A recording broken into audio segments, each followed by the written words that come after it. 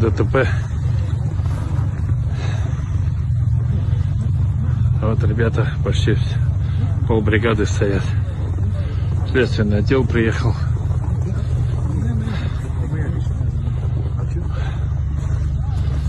Вот что стало с десяткой.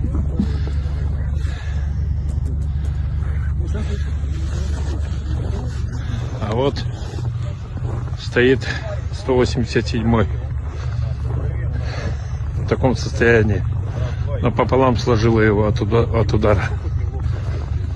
Слава богу. Еще полметра и все. Зажало бы капитана насмерть. Гантели, всякая хуйня бывает, там поубивала бы этих троих нахуй. Вот такие дела. Время. Сколько времени, ребята, сейчас?